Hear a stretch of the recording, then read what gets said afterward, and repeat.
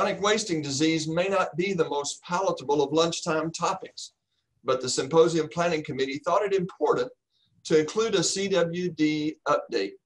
First discovered in Colorado captive deer in 1967, this disease has been of concern to wildlife biologists and conservationists for over 7 decades. Clayton has been with the Texas Parks and Wildlife Department since 2003, working his way up through the ranks to be appointed COO this past July. Holding positions as Whitetail Deer Program Coordinator and Big Game Director, Clayton has closely followed CWD and joins us today to sort the myths from reality. Clayton, thanks for being our leadoff speaker this afternoon, and the podium is yours. All right, Rick, thank you very much. I'm going to assume, unless somebody interrupts me, that I can be heard. It looks like I have control. There we go. So let's get started. Yeah, it's a pleasure to be able to address everyone this afternoon and be the first speaker to talk about CWD myths and realities.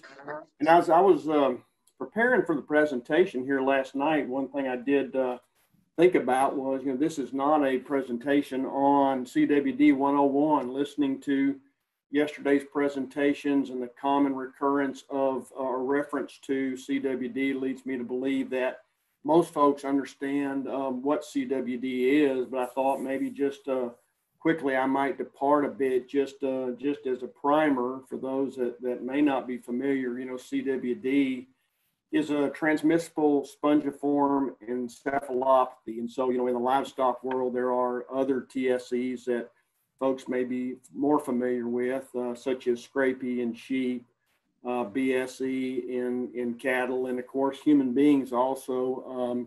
There are human forms, Kuru and Creutzfeldt-Jakob's disease. And so it's a disease where what we believe is that the prion, a malformed prion, is the agent and essentially causes the central nervous system tissue to break down and become porous. Invariably, it's fatal. And so CWD is that transmissible spongiform encephalopathy of deer.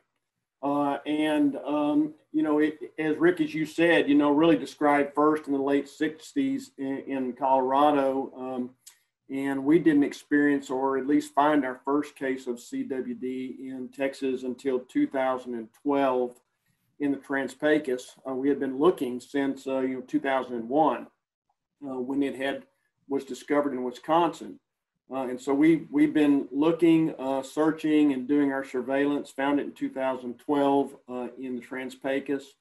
But really things escalated quite a bit in Texas in 2015 when we discovered it in a captive deer breeding facility. But not just in Texas. The subject CWD has really, unfortunately, expanded nationwide. It's a principal concern for most fish and wildlife agencies, and so there's a lot of information out there.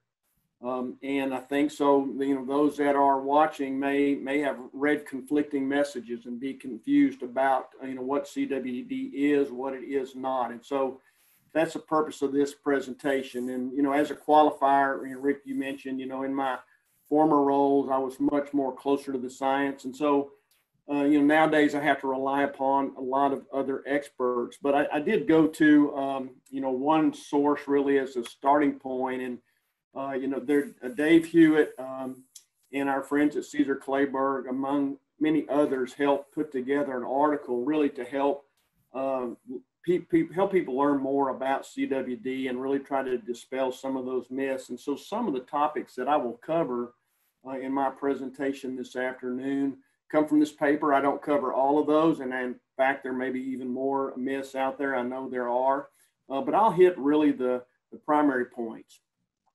But also, a couple of other sources of information. One primary source here recently has been Mitch Lockwood, our big game program director.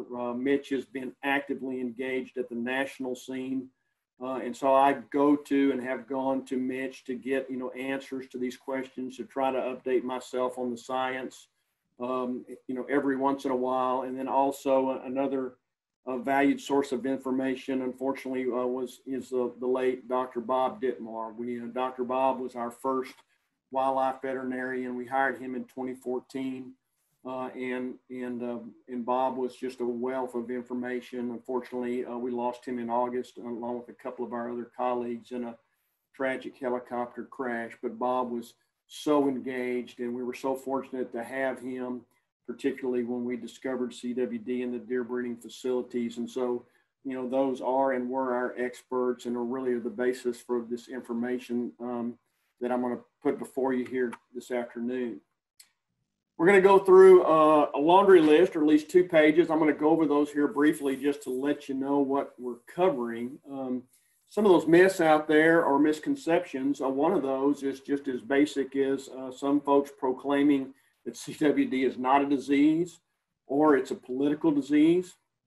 May seem strange. Some folks proclaiming that CWD doesn't actually kill deer.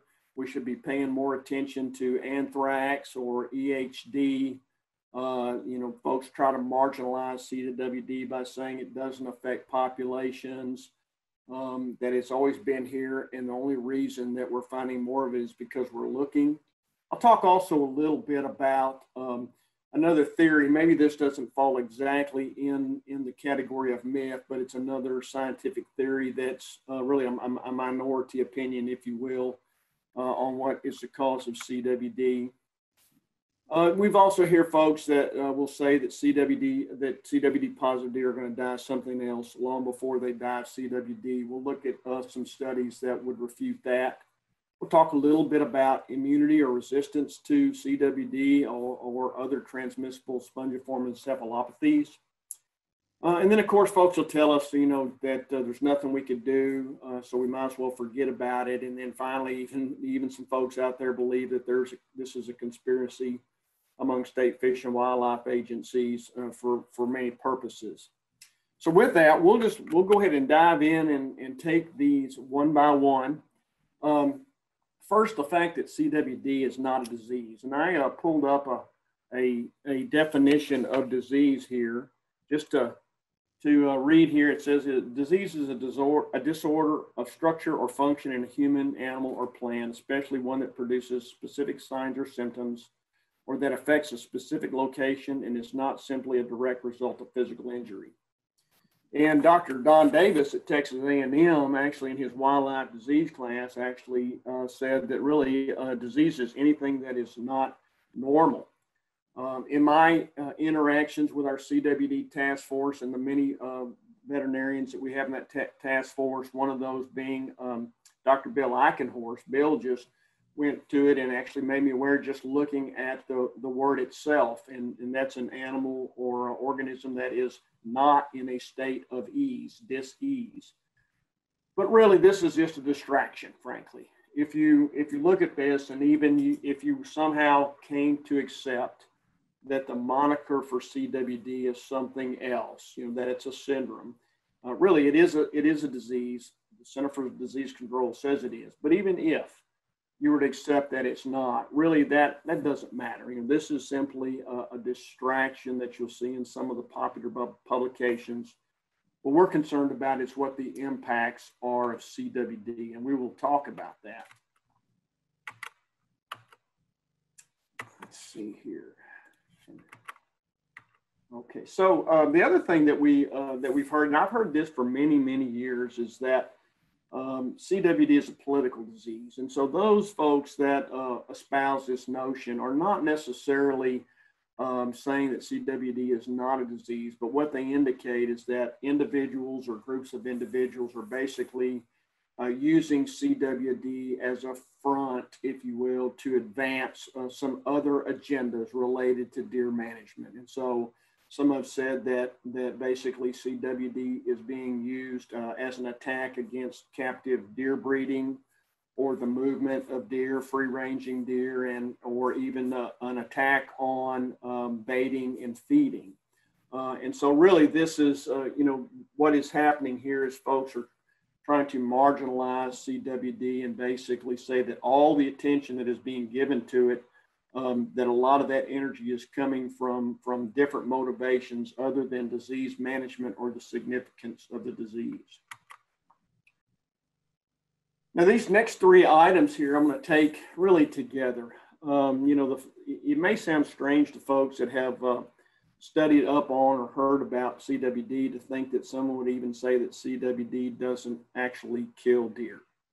But really, you know, if you think about it and you think about some of these myths actually have their origins, you know, 2 decades ago when I got involved in this. And 20 years ago, we knew a lot less about CWD, in the testing methodology and the assays for diagnosing CWD were much more limited. And so if you think about it, back in those days when we were sampling in Texas and started sampling in Texas, we would go out, if we didn't pick up roadkill deer or hunter harvested deer, we would kill deer. But every one of those deer, the sample had to be pulled post-mortem.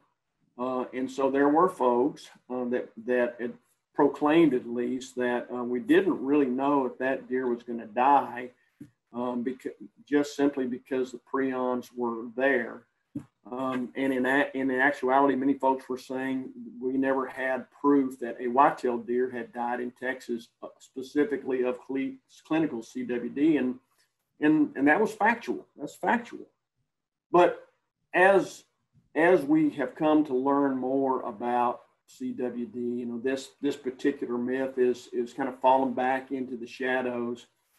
Because through some studies, and I'll show you some studies here, we've been able to track animals and track that progression of the disease. But early on, when we didn't have those live animal tests and we weren't able to track a live animal through time that we knew was infected, it was a little bit more easier to sell this myth, if you will.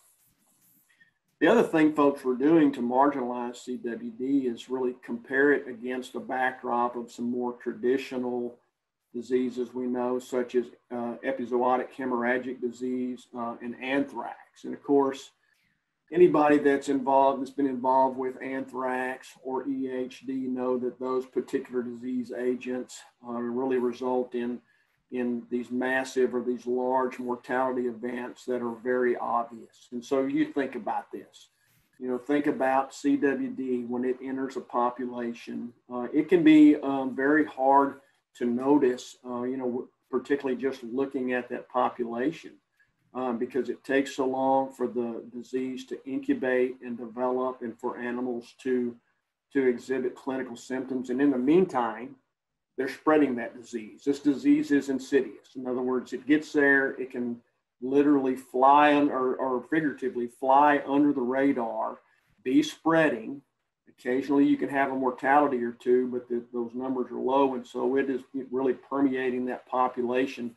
But when you're watching that population and you're monitoring and you're looking at deer, you really don't see much changing. Those changes really are probably not detectable. And so comparing that against a mortality event of EHD and anthrax, you can see that this particular comparison really could effectively or people could effectively marginalize CWD based on that alone, if you're just looking at what's happening as a snapshot in time, and particularly in the early phases of the disease. And so that notion, again, that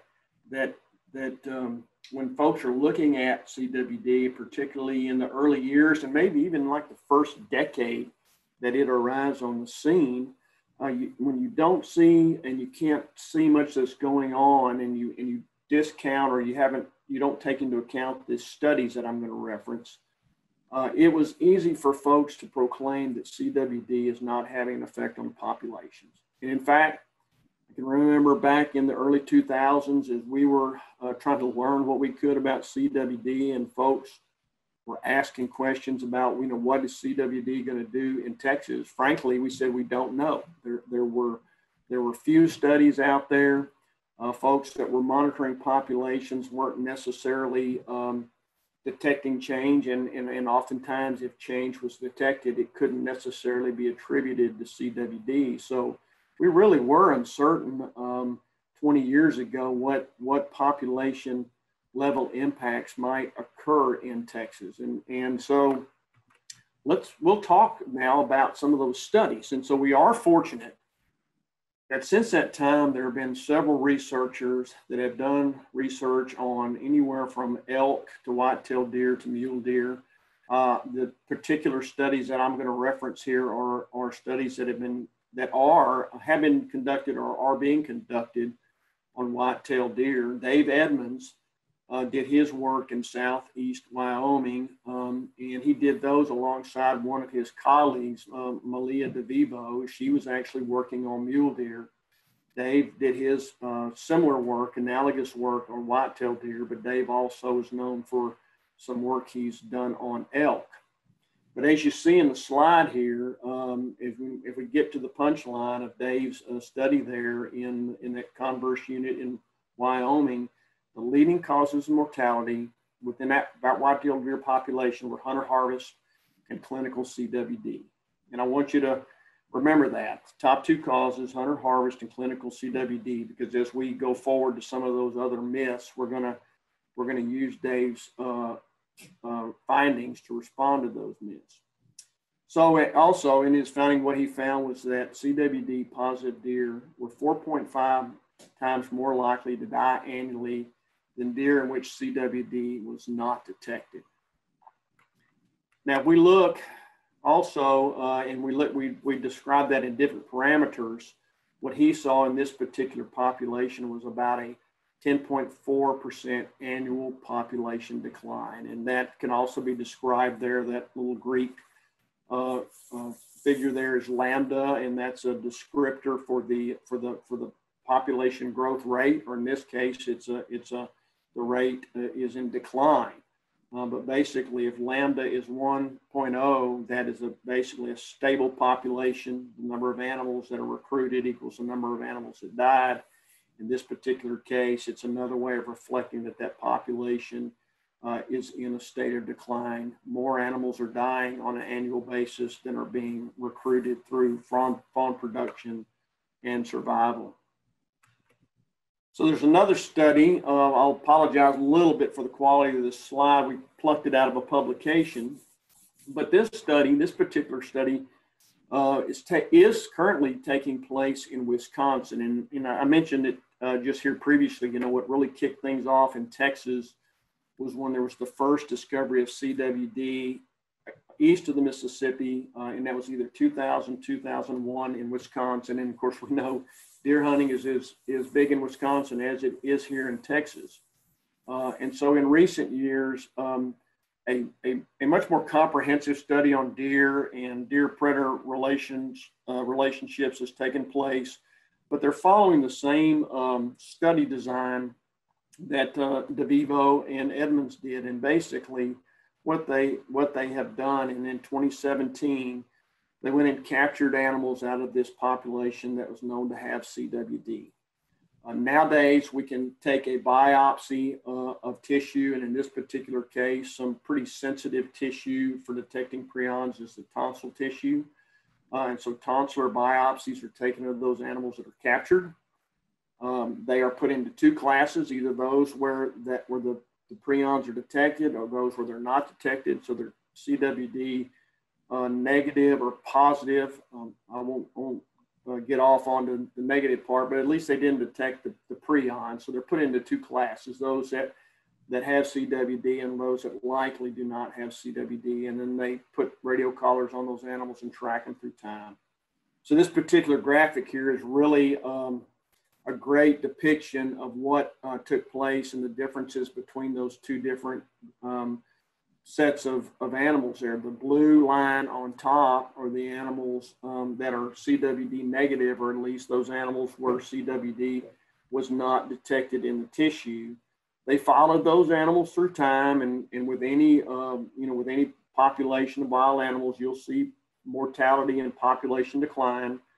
When you hit the bow season and hunters are added to that formula, then obviously survival goes down some more as animals are taken. And then you can see when the gun season opens up in Wisconsin, a little more rapid decline, people harvesting deer off the landscape. And then of course, the cold, harsh Wisconsin winters continue to take their toll on animals. And you'll see by the end of that 1 year, they had about 25% mortality or 75% survival rate for those CWD negative animals. And in comparison, just look at the significant drop in the number of animals there, or the survival rate for those CWD positives, going to basically the inverse, 75% mortality and about 25% survival. So a significant difference tracking those two populations for 1 year.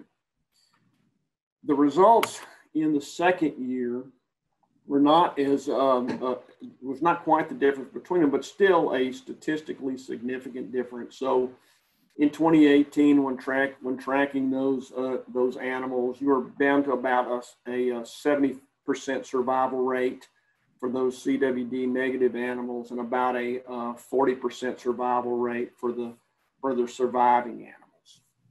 And so something to think about as we look at these is, you know, not every population is going to respond the same, but these particular studies did in fact, you know, demonstrate some population level impacts. In fact, just as a note of interest, that Edmonds study, you know, was just published right before some of our litigation in Texas challenging our CWD rules, and we were fortunate that data was published in time that we had some white-tailed deer specific data, really the first well-designed population study on white-tailed deer that we were able to help bring that to the courtroom to defend the agency's stance on defending our CWD rules. But those studies, you know, they're very expensive studies, but not all populations respond the same. And so something I want, before we jump to this next slide, I want to tell you just a little bit about the prevalence rates in these populations. In Edmonds' study in Southeast Wyoming, the prevalence rate was, average prevalence rate across all those animals was 35.4%. And that's pretty darn high when you think about CWD. When you get into the 30 and 40% range, and we'll see this, you're going to see, at least in all cases so far, you're going to see measurable declines in those populations. For DeVivo, that's that mule deer study that was running in that same area, the prevalence was 43% prevalence in males and 18% in females. And then in the study in Wisconsin, it's a little bit lower. On average, it's about 10%, but as high as 16 to 19% in the 2-year and older males and females. And that prevalence rate is important because people introducing the notion of prevalence rate, they can introduce that notion and use them to kind of help perpetuate some of these myths. And so we'll move to this, this notion that CWD prevalence is too low to be a problem. So let's talk about that a little bit. If you think about it, if you had a deer population, and let's, for mathematical purposes, you should say 100 deer out there, and the prevalence rate was pretty low, 1%. Think about Dave Edmonds' results there. That one deer out of 100 is 4.5 times more likely to die than any of those other 99 deer. But when you think about it, that particular mortality at 1% really may not result in any kind of a measurable change, because you've got so many other factors of much greater magnitude that are impacting that population. You've got recruitment rates, you know, so you can have high fawn rates, you can have extremely high fawn rates. You've got other mortality factors that are much more significant. So when your prevalence is at something low, like 1%, even if that subset of animals is dying at a much higher rate, it may not necessarily have an impact on the long-term trajectory of that population. But then again, if you think about it, if you take that and you go up to 10% or 20%, then you have a much more significant impact on mortality. When you have that added mortality for 10% of the population or 20% versus 1%, that's where you can really start bending that curve. And that's what we see in those studies in Wisconsin, where the average is 10%, and then you get up in the 30 and 40% range in Wyoming and all those populations. That's the point at where that additive mortality is so high that recruitment of new fawns in that population can't get it back up to that baseline level. So folks can sometimes, by basically telling a half-truth, if you will, say that CWD prevalence is too low to be a problem. Well, that can be true if you look at it in a one snapshot in time in a population where the prevalence is very low, and you don't think about what CWD is going to do into the future. But what we do know is when we have looked at CWD on the landscape where it occurs all across the United States, except for places where some aggressive management actions, for instance, the depopulation of a captive facility or some targeted culling in certain states. But if there's not aggressive management actions, in all other cases, everything we have seen is that those CWD prevalence rates grow through time. They don't grow quickly in many cases. It takes time, and remember, it's insidious, so it's really staying off the radar, but it does grow. And so when folks have watched captive herds, for instance, where folks have blocked, courts have blocked agencies from taking action, as you watch those herds, it spreads, it continues to infect new animals, and then you start seeing mortality. And then you go into some of those places where it's been for 30 or 40 years and you can see these population level declines. So yes, CWD prevalence at a very low rate in any one year may not have a population, may not mean much, but if you look at that through time and what we believe unfortunately happens with CWD, it will impact those populations eventually, but it'll take a while. And so then the other thing that folks can do to get to this low CWD prevalence number is to really water down the statistics. And so I'll give you an example. Mitch tells me that out west, and this is on average, depending on the year, but our CWD prevalence in our harvested mule deer bucks out in the Waco Mountains may be around 9%. Okay, and that's it's not a random sample of, folks are targeting mature bucks, but 9% of those bucks that are brought to those mandatory check stations are positive. And so, all right, you're already in that range where it's very likely not insignificant anymore. But what folks will do is they will take our surveillance figures and they'll take all the mule deer, for instance, that are tested in Texas, and they'll combine those together to dilute the prevalence level. And if you do that and you look at our mule deer and all those places that we sample mule deer where we do not believe CWD exists, and then we use those positives from the area where they do exist as the numerator in that formula, you can get down below 1/4%. And so when folks talk about CWD prevalence, and when you see that in popular publications or wherever, and someone says, don't worry, it's 0.0001% or something really, really low, you need to be careful to look at the population of inference. Because what we're really concerned about is that CWD prevalence in that population that is impacted. We don't want to concern ourselves with all the other places where we have yet to find it, because that just waters down the statistics and it leaves the wrong impression about the impact CWD is having where it occurs. And so then this notion of CWD has always been here. We're just now finding it because we're looking for it. I heard that here probably 4 or 6 years ago. I can't remember now. And just right off the cuff, it doesn't match with what we know about CWD. Remember, I was just talking a minute or two ago about our observations across the U.S. Anywhere where we have been monitoring and we have detected CWD, save and except places where there's some kind of aggressive management strategy to try to reduce populations in those localized areas, CWD prevalence goes up and it continues to spread. So if we had had CWD in Texas for, let's not even say not 1,000 years or 100 years, but let's say it had been in Medina County for 50 years. If CWD had been in Medina County for 50 years, and knowing what we know about how we manage deer in Texas and have managed deer in Texas, moving deer all over the place, frankly, we would have CWD all over Texas, or at a minimum, it would be easy to find CWD in free-ranging animals in Medina County, and that is not the case right now. So I am confident that the CWD that we have detected in Texas is somewhat contemporary. It hasn't been on the landscape for eons or even centuries or probably even decades in most cases.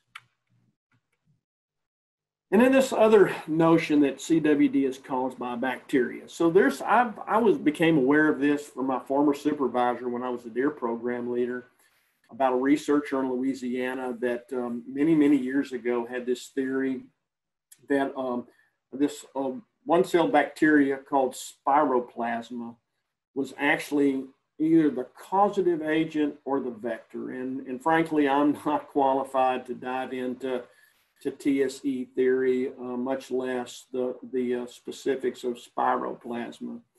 But here, maybe a year ago or so, you may have, if you were paying attention, Pennsylvania had a huge press conference basically indicating that they had cracked the code on CWD, and what they had done is brought in this researcher and at least were espousing that because they were now looking at what they believed was the right cause of CWD, that they were going to be able to do something. And so frankly, we got a lot of questions about that. And this particular researcher has been on the landscape and doing this research for many years. And the short story is, it probably is not fair to put this in the myth category, but it is a theory that really the vast majority of TSC researchers do not support, and most of those believe that in fact the prion is the causative agent, and there may be some correlation to some degree between spiroplasma and CWD, but they don't believe really that this is where the focus of attention should be or is. And so if you hear about that, that's it is interesting to read it, but frankly, it's over my head when I try to peruse and just even the abstracts. So we also have heard that deer with CWD die of something else long before they die of CWD. So all you got to do is think back. I ask you to try to remember that Dave Edmonds slide. The top two causes in his particular study, number one, were hunter harvest, and number two, clinical CWD. And we need to differentiate between the direct mortality associated with CWD and indirect mortality. In DeVivo's study, I don't believe that her conclusion was that clinical CWD was measurable. But as you follow these animals, you remember this is basically a degeneration of a deterioration of the central nervous system for these animals. And as their central nervous system breaks down, then physical body functions break down, alertness, just the ability to flee, or that to be wary of predators and be alert. A lot of things are happening. And so when you look at the impacts of CWD, oftentimes it is something else that gets them before clinical CWD. It could be they're easier to kill with a rifle. Coyotes or mountain lions can get them. They could die of roadkill because they simply aren't acting like a normal wild animal would act and try to avoid danger. And so when you add on that, whether it's direct or indirect, this simply isn't a true statement.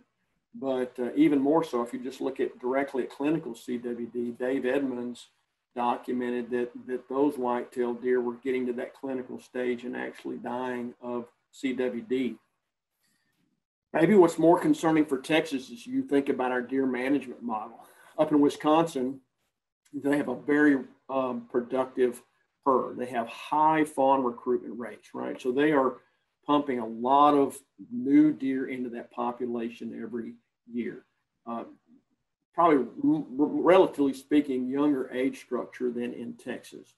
But if you think about CWD and you think about our deer management model, and I heard, Dave Delaney mention this yesterday, King Ranch and many other places, frankly, are shooting for 6-year-old deer. If you have deer on the landscape that long, and you're trying to grow them out that long, and they're exposed to CWD, I would speculate that even more animals would succumb to CWD, because that's just a long time to be on the landscape exposed to CWD.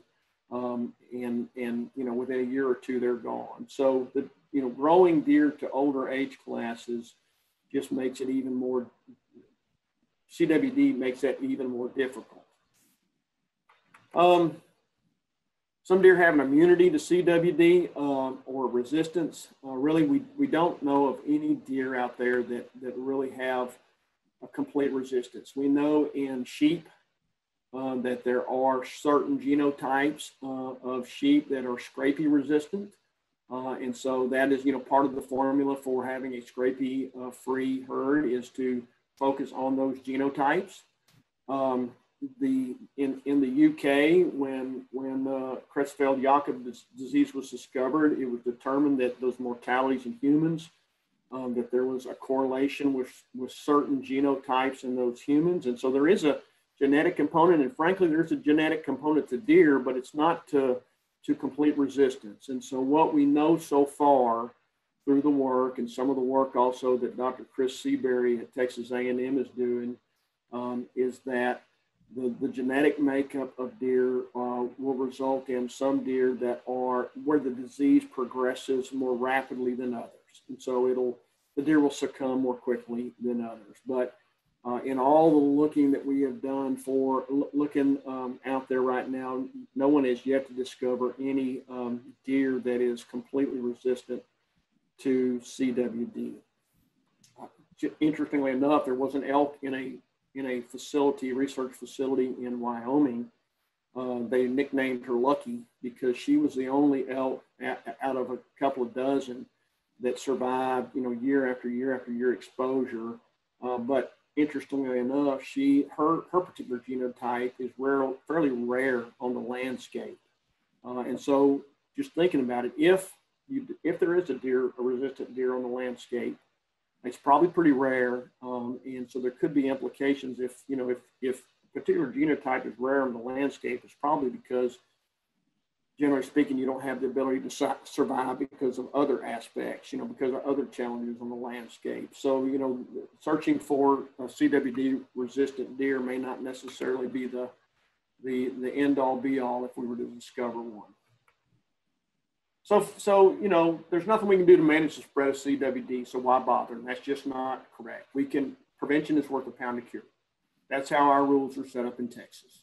If we're going to continue to move deer, we need to know that the source population, we need to be relatively confident is CWD free before we move animals to a new place in Texas. That is a management strategy that can limit the spread of CWD. The same can be for body parts. The head, the brain, the spinal column, that's where those prions are most concentrated. And our rules disallow the movement of those out of our CWD zones because we do know that CWD, there can be environmental contamination from body parts put out there on the landscape. And so we definitely want to keep hunters and others from taking carcasses that may be infected with CWD and putting them into parts of the state where we do not believe CWD exists. And then the last one here, and this kind of circles back to even the first one where folks indicate that CWD is really a front for some other agendas. Some folks believe that CWD is a conspiracy by state fish and wildlife agencies to get more money, to stop hunting, etc. Well, as I hope everyone here understands, state fish and wildlife agencies are in the business of promoting hunting, hunting being the basis for the funding basis for conservation. Hunting is conservation, so it's preposterous to suggest that state fish and wildlife agencies want to stop hunting. And I can assure you, CWD is not a strategy to get money. It takes money, and frankly, all the states I know of are directing resources from other wildlife management programs to combat CWD. Yes, if there are grant funds out there, we will seek them to help recoup some of those costs. but by no means is CWD a moneymaker. It is a costly endeavor, but it is worth our investment, and so we do invest our time and energy here in Texas. And I'll finish on a parting thought from the late Dr. Bob Ditmore. You know, as we were wrestling with our regulatory process and working with stakeholders and CWD task force, you know, Dr. Bob reminded us that really this isn't a disease of our lifetime. It's a disease of our grandchildren's lifetime. You know, there are many places in Texas, even where CWD, the few places where CWD exists now, where, you know, for many folks that hunt there, they're not going to see a change in those deer numbers, just like in the early years in Colorado, unfortunately, because of the nature of the disease. This can be a recipe for complacency, and this was Dr. Bob's point to us, is we cannot be complacent, because the real impacts of CWD really are going to be seen years down the road if we don't do something. And so, so really that's the punchline for this whole presentation is there is a reason to be concerned about CWD. It does have impacts on our deer population.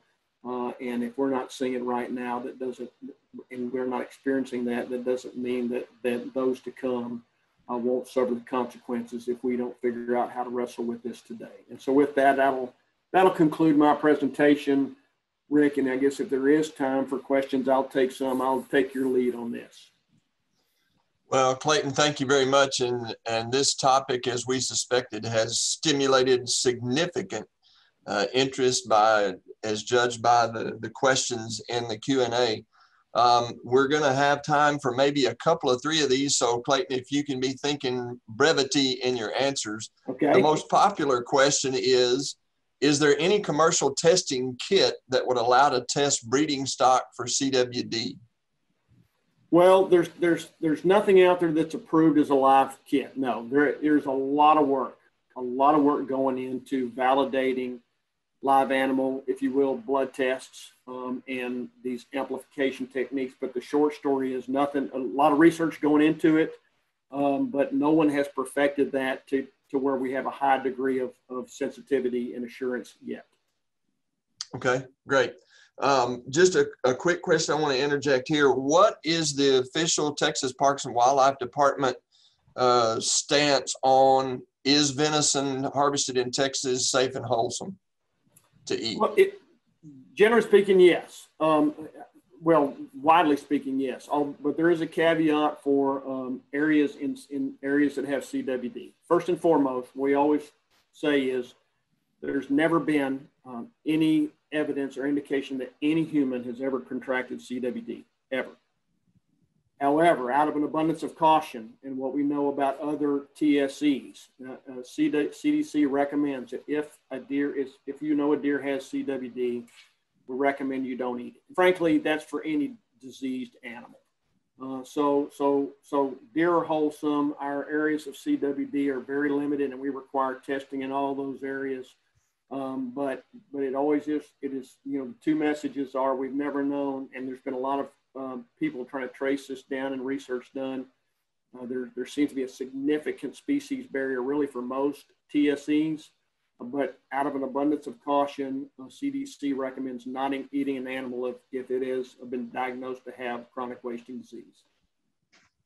Yeah, great answer. Well, unfortunately, we are out of time, and what the speakers did yesterday, and if you would be so kind today, Clayton, our speakers yesterday were diligent to hop on the Q&A and answer as many of the questions that have been asked. There's some really good ones there, and I apologize to those of you that have submitted questions that were running short on time, but in the interest of keeping the program on track, we're going to move on to our next speaker. Clayton, thanks again. Congratulations on your promotion to COO of Texas Parks and Wildlife Department, and thanks for all the good stuff you guys are doing.